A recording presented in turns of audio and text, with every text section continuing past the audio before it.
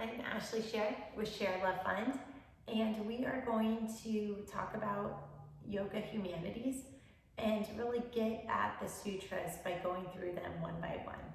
So I'm going to come back to my mat, and I'm going to start my stopwatch so I can keep these videos 10 minutes in length. That really helps the upload process for the incarcerated women at Rikers. 10 minutes seems to be the optimal length.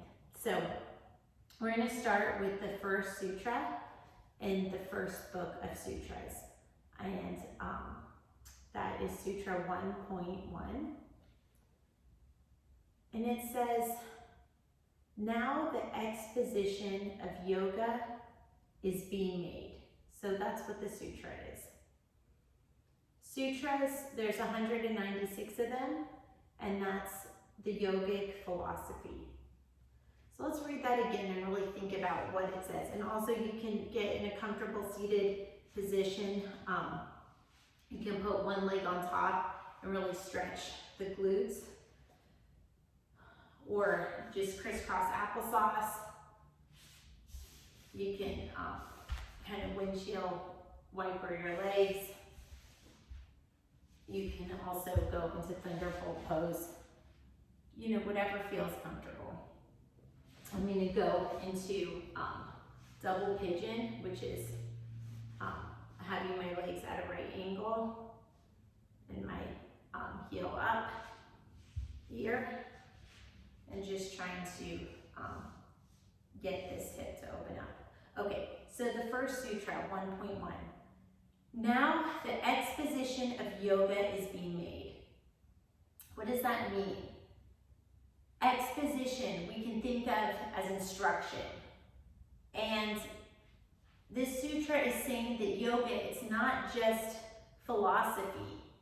It's about direct instruction on how to practice yoga. And this is really interesting because yoga is really meant to be a relationship between a teacher and a student, and actually to learn one-on-one as much as possible. The idea behind this sutra, I'm going to repeat it again. Now the exposition of yoga is being made. This idea is that mere philosophy alone won't satisfy us.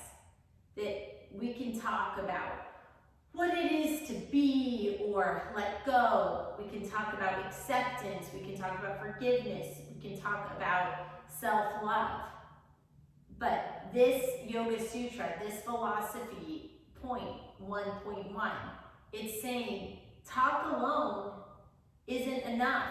We actually have to do the yoga. We have to actually move. I'm going to read it again. Now the exposition of yoga is being made. Now the exposition of yoga is being made. That is sort of fancy talk for now we need to start our instruction. The exposition can mean instruction. Now we need to begin our instruction of actually doing yoga. Stretching to one side, trying to touch our toes, you know, little things like this. The idea behind this sutra is that we cannot reach the goal of inner peace with just mere words alone. We actually have to make movement part of our practice. Without practice, nothing can be achieved. So the reason why we read these sutras is, first of all, it's just an opinion. You can believe it or not believe it. It's part of the yoga teacher training just to know what thousands of years ago the yogic gurus said. Whether you take it to heart or not, that's your choice. There's no judgment here. Nobody's trying to enforce any views. But I do think that there are certain fundamental truths, and when I hear the same kind of adage or wise saying said in many different ways by many different cultures, I start to really believe that there's a fundamental truth to it. So in this day and age, we might say talk is cheap. Or we might say actions speak louder than words. Here,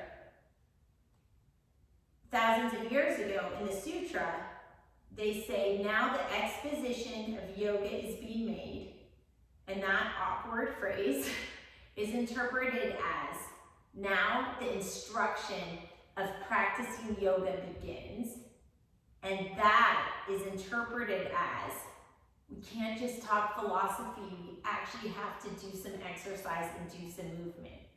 And that to me, saying, yeah, we actually have to do some exercise and do some movement, that to me is saying talk is cheap and actions speak louder than words. So I think that you can make your own opinion about this sutra, book 1, number 1, but I think that it's definitely something that is pertinent today and something that we all can relate to, and a reason that I'm going to end this video and we can start stretching and get moving. So thank you so much for your time. Namaste.